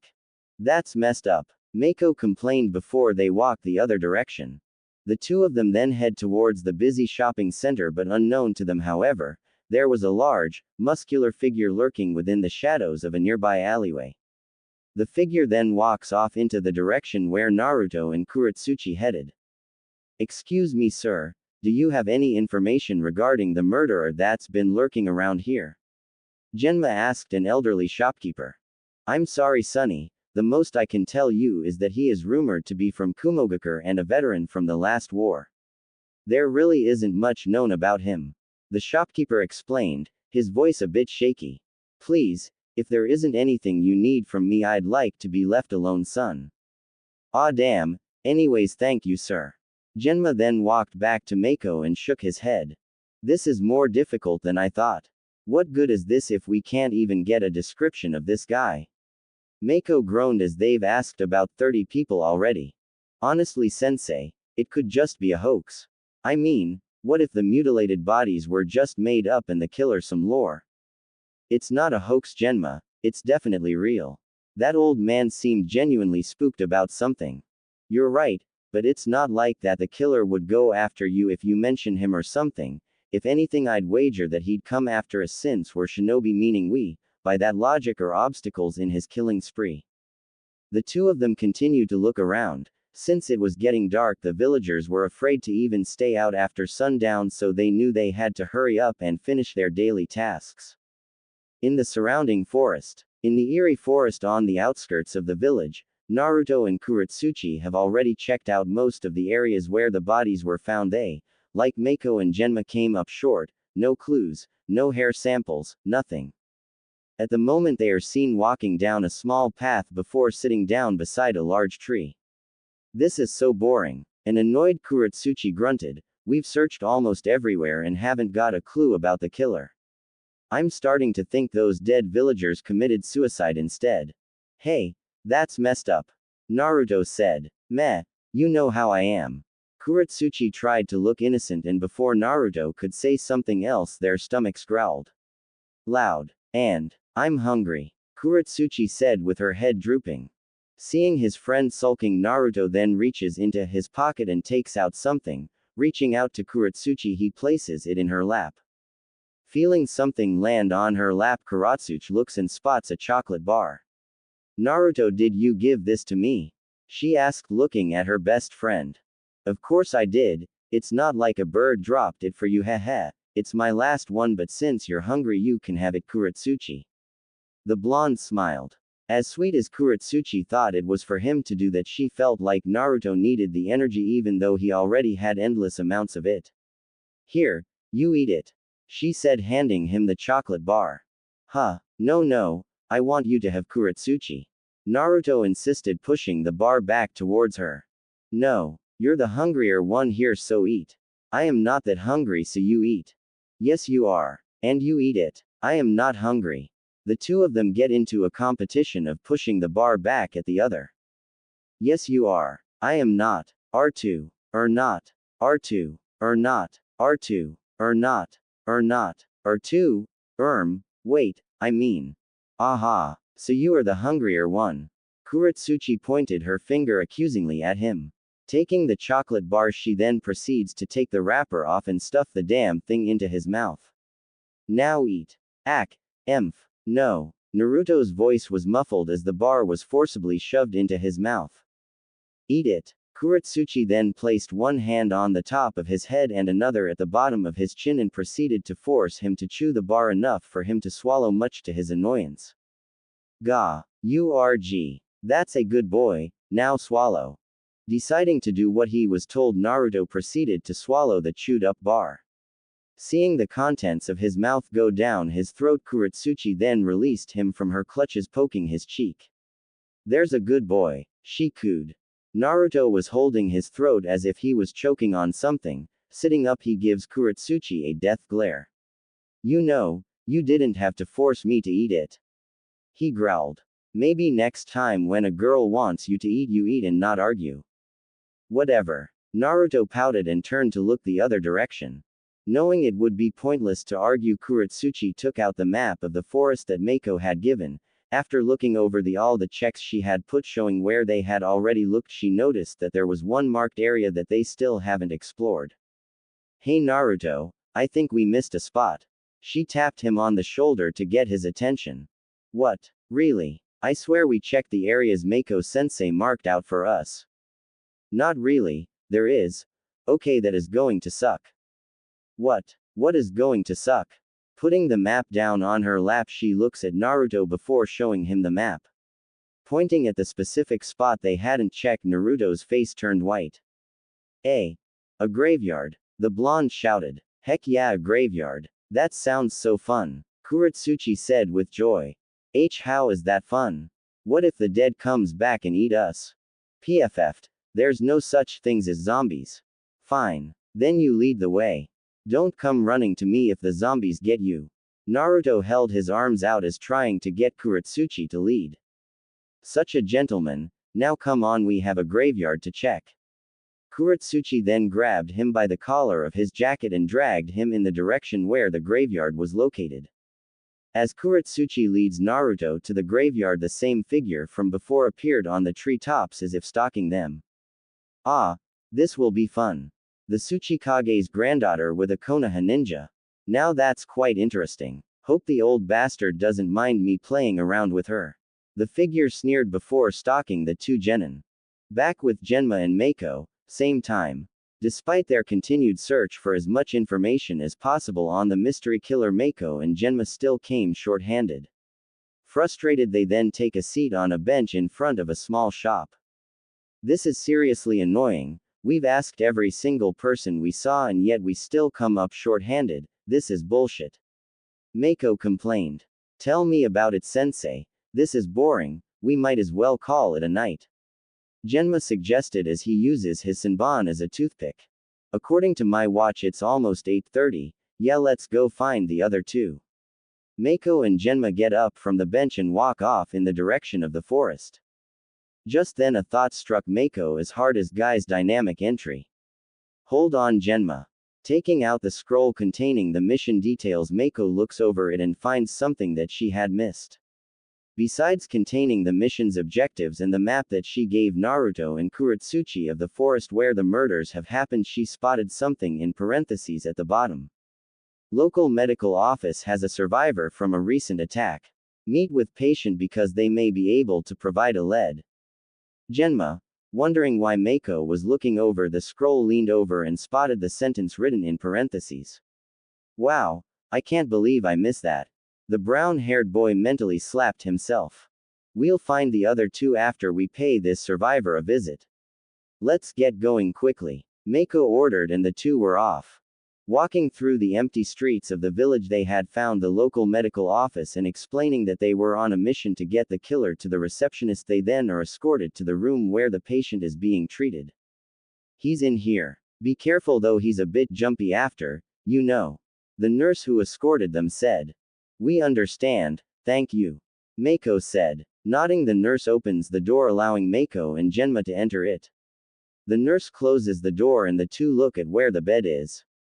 On the bed they spotted a teenage boy who was about 15 years old. He had brown eyes and a shock of spiky black hair. Who Who's there? The boy asked, hearing the two shinobi approach him. Hi, I'm Mako Uchiha. I'm a Jonin from Konohagakure no Sato, and this is Genma Shiranui, one of my genin. Yo. Genma greeted. I'm Yahiko Myojin. So, why are Konoha shinobi visiting me, if I may ask? The injured boy asked weakly. Well, this may not be a good thing for you to hear, but we're here to find the killer who attacked you, as we had a note that said there was a survivor. I'll assume you're the one. Mako inquired. Yahiko sighed before continuing. Why, yes. What about it? We need to ask. Did you manage to see what he looked like? Mako said as calmly as she could. I'd rather sleep. Yahiko grunted before turning to his side, facing away from the shinobi. Please leave, I do not want to talk about it. Groaning at the boy's refusal to answer, Genma walked up and placed a hand on Yahiko's shoulder. Hey, what are you doing, Genma? Genma then pulls Yahiko and puts him on his back to where he can face the two Konoha ninjas. You're telling us, kid. We're gonna get this killer now, tell us. Genma growled. Or else what? Yahiko retorted. Reaching into his kunai pouch, Genma takes out a knife and places it against the boy's throat. You really want to know? Genma. Mako was about to defuse the situation but was stopped when Yahiko gave out a big sigh. Fine, I'll tell you what he looked like. Now take that kunai off my throat. Complying, Genma spins the knife around his finger via the grip and places it back into his pouch. Mako gave the boy a slight glare. Speak up. In the forest, with Kurotsuchi and Naruto. Kurotsuchi, it's dark and I'm scared. Naruto complained. The two of them have been searching for the graveyard since dusk, and yet they haven't even found Jack yet. Turning to face her friend, she grabs his cheek and pinches it. Ah, is Whittle Naruto afraid of the dark? Kurotsuchi teased. I am not afraid of the dark. Naruto Uzumaki isn't afraid of anyone or anything. Naruto declared, trying to look brave. Snap. Asterisk. Eep. Naruto squealed and he quickly hid behind Kurotsuchi. The Iowa girl just gave the blonde a look of amusement. You're such a scaredy cat, you know that. How are you gonna protect me if you're scared of a twig snapping? I said I'm not scared. I was caught off guard. Come on, scaredy cat, we have a graveyard to find and investigate. Oh, okay. Lead the way. Taking his hand, Kurotsuchi then leads him through a bundle of trees and brushes before coming into an opening. Spotting what looks to be a structure up ahead, Kurotsuchi squints her eyes to see better. Hey, look, there's a structure of sorts there. Kurotsuchi moved out from in front of Naruto and pointed at the structure. Huh, what's that? He asked. I don't know, it's too dark to see, so let's check it out. The two walk closer to the structure and discover it to be a small shrine. Oh dang, a shrine in the middle of the woods. That's odd. Wait. Look over there, Naruto. Kurotsuchi pointed to their left and to their pleasure. Well, Kurotsuchi's pleasure and Naruto's chagrin, they spotted a small yard-sized area filled with tombstones. In the middle of it all was a small mausoleum with a samurai sculpture on it. Oh hell no. I'm outta here, you can stay here and investigate on your own, bye. Naruto then attempted to run away, only for Kurotsuchi to grab him by the hand. You're not going anywhere. We have a mission to do. If you leave, I'll let Mako-sensei and Lord Hokage know you abandoned us. Want to get in trouble for insubordination or going AWOL? Kurotsuchi scolded the blonde. You wouldn't dare. Naruto pointed his finger at Kurotsuchi. Oh, I would. Kurotsuchi gave him an evil smirk. Now if you're done being a baby, can we explore the graveyard? Fine. Naruto crossed his arms and pouted cutely. Hey, he's kinda cute when he pouts. Kurotsuchi thought to herself before dragging his ass into the graveyard. Let's explore that mausoleum. Wait. What is it now? Turning to face the blonde, she saw that he was legitimately scared. His eyes were slightly wide. I have phasmophobia. Oh, was all Kurotsuchi said before Naruto continued to speak. Yeah, I am actually afraid of this place because I'm worried about evil spirits coming around and doing bad things to us. Kurotsuchi gave him a look of sympathy, the same look she only gave when it came to him. How come you never told me this? We would have been in town while Mako-sensei and Genma take care of this place. Well, I didn't want to seem like a wimp to you. That's all. Naruto then looked down in shame. He wanted to appear brave in front of his crush, but damn, when it comes to phasmophobia it really terrifies him. Naruto. Kurotsuchi, her index finger on his chin, prompting him to look up. You know you don't have to be brave for me, right? I mean, how can you win me over if you keep putting yourself down and pretending to be someone you're not? Be confident in yourself because that's what Naruto is about, right? She said with a wink. Naruto gave her a small smile before noticing what she had also said. Wait, what? His cheeks were slightly red, but thanks to it being nighttime, Kurotsuchi couldn't see it. Nothing. Let's go to that mausoleum. Kurotsuchi then took his hand and they were off. Oh god. Anything but that. Naruto protested to no avail. Yahiko's hospital room, same time. He is something out of a nightmare. Yahiko began to explain. Go on, Mako said. Genma had taken out a notepad from a pocket on his coat and had a pencil in hand. Single quote. I only managed to catch a quick glimpse of him, but I did manage to make out a few things. He had wavy white hair. And he wore a tan kimono with a red scarf. Hearing the boy's description of the killer was sending shivers down Mako's spine. No way, it can't be. Is there anything else? He also had black boots on, a black straw hat. That's all I know. Yahiko said before turning to face the other direction. Before he could continue to speak, Mako had grabbed Genma and dashed out of the room, leaving Yahiko alone. Turning to look behind him, he saw that the two Konoha shinobi have already left. HMPH, fucking Konoha. Outside of the building we see Mako and Genma running and jumping through buildings. Genma was very confused as to why Mako had rushed out of there right when they got the killer's description. Sensei, what's up? Why the rush? No time, Genma. We need to find Naruto and Kurotsuchi now. Man, what's gotten into her? Genma thought to himself. Wow, this mausoleum is cool, exclaimed an excited Naruto who was busy marveling over the interior of the structure. Look at these coffins. Naruto, keep it down and don't be loud. Don't be so disrespectful. An annoyed Kurotsuchi said, rubbing her temple. She thought exploring the mausoleum was going to be fun, but the moment they entered the structure, Naruto was taken by surprise by the nice design on the interior, and his supposed phasmophobia was all but gone. Oh, sorry, Naruto whispered. Yeah.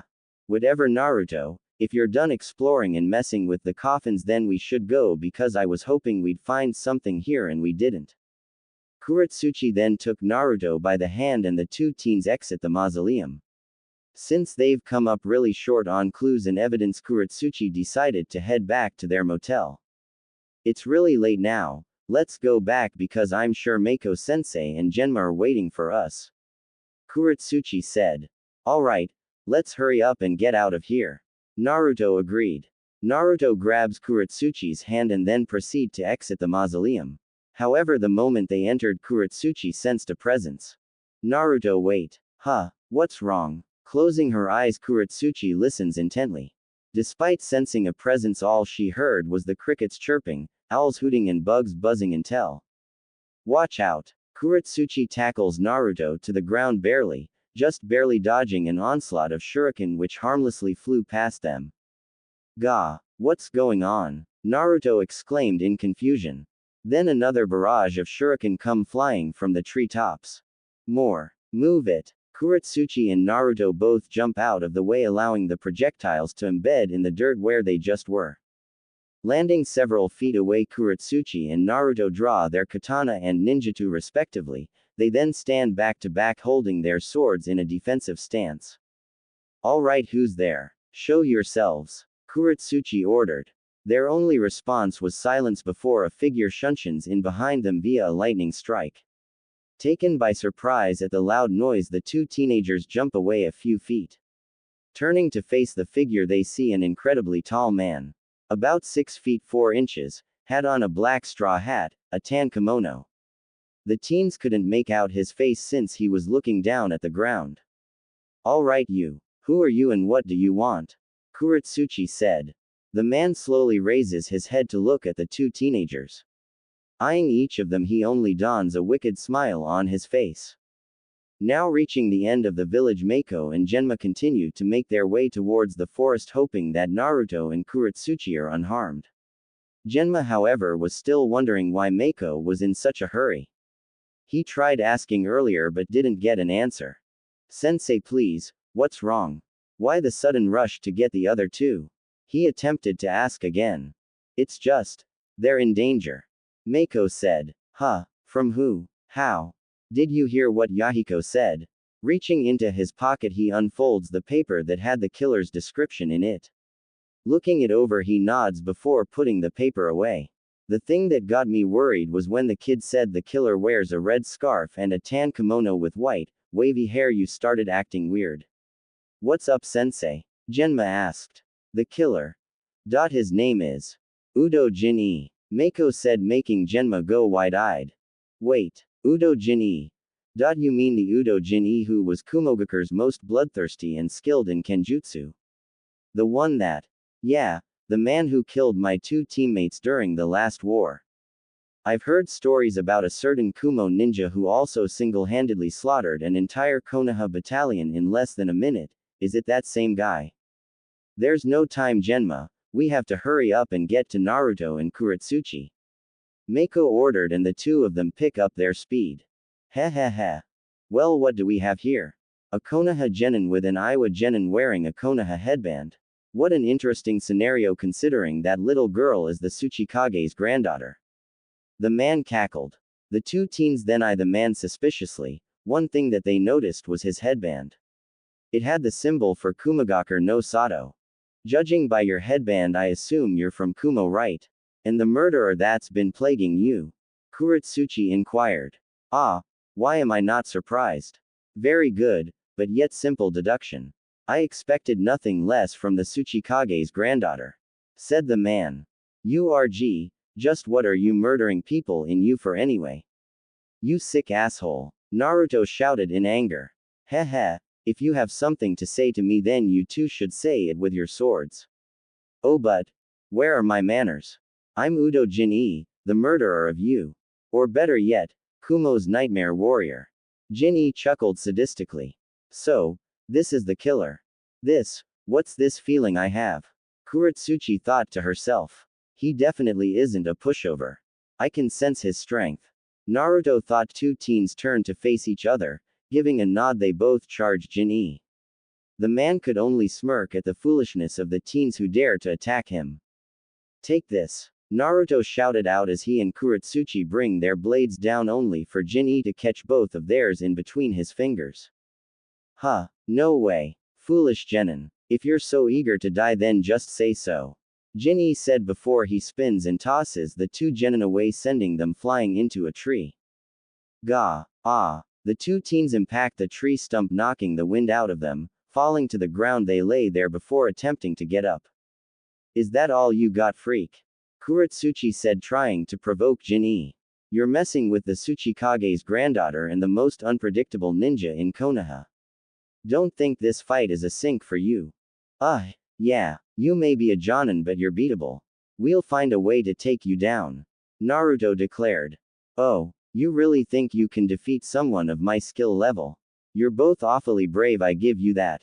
Worthy of my respect. Jin-e chuckled before he lunges forward with his hand on his katana's grip. But sadly, respect isn't enough for me to spare even children. Looking at Naruto, Kurotsuchi gives him a confident smile before she lunges forward and swings her katana horizontally, and both hers and Jin-e's swords meet in a clash of steel. Being larger, Jin-e uses his greater height and strength to try and force his katana downwards onto Kurotsuchi's face. Seeing what the man was doing, Kurotsuchi quickly shoots her foot forward, striking Jin-e in the gut with enough force to make him grimace in pain and send him stumbling backwards. Seeing the man stumble backwards, Naruto takes the opportunity to rush forward. Reaching for his ninjutsu, he places a foot on Kurotsuchi's back and jumps forward with his ninjutsu held high above his head. Still recovering from Kurotsuchi's kick, Jin-e could only look up as Naruto came down on him. However, the Kumo Jonin manages to bring his katana upwards and intercepts Naruto's attack. Very good for mere genin. Very impressive, but you'll need more than that if you're going to defeat me. Jin'ee said before shooting his head outward and manages to headbutt Naruto in the chin, knocking him away.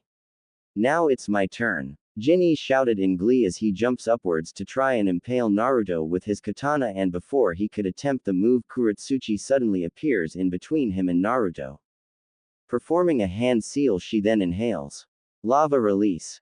Quicklime congealing technique. What the hell? Jin'ee cried out as he maneuvers out of the way, barely dodging the attack, only for Kurotsuchi to deliver a roundhouse kick straight into his ribs, enough to knock him away. Turning to face Naruto, who was still cringing in pain from Jin'ee's earlier attack, catches him and the two of them land safely on the ground. Are you okay, Naruto? The Iowa teen asked, obviously worried. Yeah, I'm fine, it's nothing. Naruto reassured, rubbing his chin. By the way, Kurotsuchi, what jutsu was that? I've never seen you use it before. That's my quicklime jutsu, it's used to trap an opponent. She explained. The two teens then turned to face Jin'ee, who was on one knee rubbing his sore ribs. Looking up, he gives the teens an amused look before laughing maniacally. Ha ha ha ha. That's seriously what I'd expect from the Tsuchikage's granddaughter. But don't think you'll be able to pull off such a feat again. Looking down, Jin'ee then observes Kurotsuchi's strange technique. I've never seen this technique before, but judging by the looks of it, it functions as some cement-like substance. Must be a restraining type of technique. Jin'ee thought to himself. He then performs a series of hand seals which doesn't go unnoticed by the genin. However, instead of performing a jutsu, he just picks up his katana and stands tall. So, you two going to come at me with everything you got, or are you just going to stand there and be easy targets for me? Shut up. You're going down, Naruto exclaimed before performing a hand seal. Shadow Clone Jutsu. Activating the jutsu, Naruto created a whole circle worth of clones surrounding Jin'ee. Grinning in amusement, Jin'ee could only chuckle. Hey, you think shadow clones are going to be a challenge to me, boy? Take this. All the clones shouted before drawing their ninjatus and jumping the man. Jin'ee doesn't make an attempt to move and sports a demonic grin on his face. Raising his katana, he was about to perform a spinning attack with the sword until he looked at Kurotsuchi performing another series of hand seals. Now what is she doing? Jin'ee said to himself in frustration. Water style. Water trumpet. Seeing the Iowa teen spew water from her mouth at the ground where the quicklime had hardened, Jin'ee's eyes widen in shock when the dried substance seemed to expand and tries to jump away, only for the Naruto clones to dogpile him, pinning him to the ground. Damn! Jin'ee cries out in frustration as the quicklime molds around his feet, effectively trapping him. Got him! Kurotsuchi shouted in glee. Your move, Naruto. On it. Take this. Naruto then rushes towards the trapped Jin'ee, who was unable to bring his sword arm up due to being pinned by a few shadow clones. Looking back at the real Naruto, he can only look on as he comes closer with his two sai in hand. Jumping upwards, he then plunges downwards with his sai pointed directly down. His targets were Jin'ee's eyes. Good night, freak. Jin'ee closes his eyes and again summons the strength to swing his body back and forth, sending all the clones flying off of him and crashing onto the ground, dispelling them. With his hands free, he brings his katana in upwards and the sword gets caught in between the prongs of Naruto's sai. Damn it. So close. Naruto thought to himself before looking at Jin'ee and saw that his eyes were still closed. Almost got me there, boy. Jin'ee chuckled. Kurotsuchi. Hurry and attack while I hold his katana with the sai. Naruto shouted. Okay. Kurotsuchi then takes her katana and begins charging straight at the Kumo Jonin. Her sword pointed outwards, which was intended to stab the man in the heart. Hearing the girl's footsteps coming closer, he uses his superior physical strength to swat Naruto backwards, which causes him to drop his sai in the process. Ah, damn it, Naruto thought as he lands on the ground. I've got you, Jin'ee. Kurotsuchi shouted as she comes closer to the man. You're done. Just as the Iowa girl's katana comes within a few feet of the man, he quickly opens his eyes as wide as he could. Ninja art. Shin no Ippo. At the same time, Naruto is seen on one knee with his ninjutsu stabbed into the ground for leverage. Looking over where Jin-E and Kurotsuchi were, he noticed that Kurotsuchi appeared to be frozen in place. Kurotsuchi! Naruto called out. His only response was Kurotsuchi seemingly attempting to move but unsuccessfully with her sword just grazing Jin-E's chest. Kurotsuchi! What's going on? I can't move, Kurotsuchi said with obvious fear in her voice. Kurotsuchi, what did you do to her? Naruto shouted in anger. Jin-E looks at Naruto and lets out an evil cackle that made the boy shiver just from the sound of his voice. I performed my special technique, the Shin no Ippo, or one side of the soul technique. I gathered chakra in my eyes and sent an illusion straight at her, paralyzing her where she stands. Jin-E snickered before he tugs his legs up with enough force to break through the quicklime. Once he was free, he proceeds to backhand Kurotsuchi right in the face, sending the girl flying back. Ah! Kurotsuchi cried out in pain. Kurotsuchi! Naruto jumped forward and caught his best friend and gently jumping over to a tree, he gently sits her down by the stump. Are you okay? Why? Yeah, I just can't move my body is all, Kurotsuchi said weakly. Nodding, he gets up on 2 feet with his ninjutsu in hand. Turning to face Jin-E, Naruto sends a glare his way. Oh, are you mad that I paralyzed your girlfriend? It's too bad though, if I were to be honest, you two do make quite a team. However, since she's out of the equation, you're going to be in for a truly difficult time, boy. Jin-E said with a devilish grin on his face. Taking his katana, he gets into a combat stance, prompting Naruto to do the same. Naruto then looks at Kurotsuchi, who only gives him a small smile.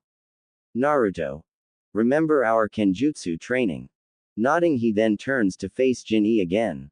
Come on, kid, fight me and show me what you've got. The man said.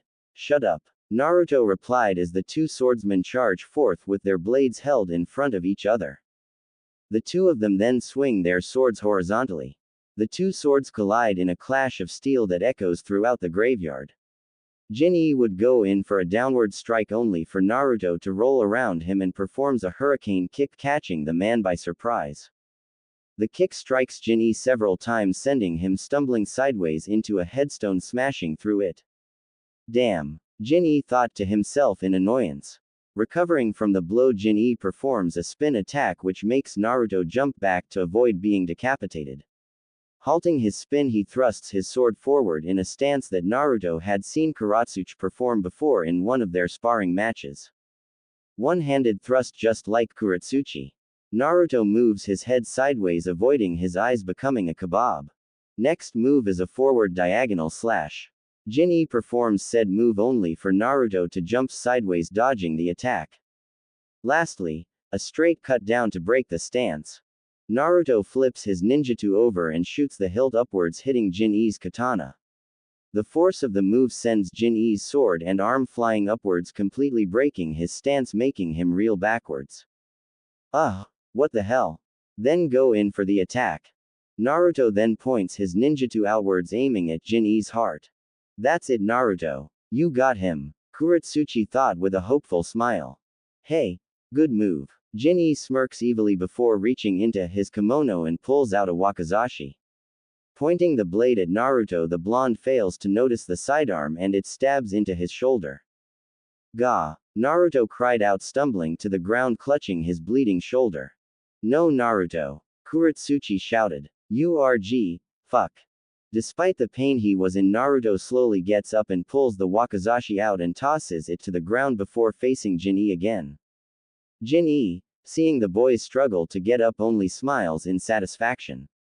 That was impressive swordsmanship, boy, but it wasn't enough to beat me. I don't think you're even going to live to see tomorrow. Grr, shut up, Naruto screamed in pure anger. Such a bothersome boy. Jin-E then turns to look at Kurotsuchi and locks eyes with her. Performing a hand seal, he closes his eyes for a moment before performing his technique. Ninja art. Hyogi spell. Jin-E whispered, sending an illusion straight into Kurotsuchi's eyes.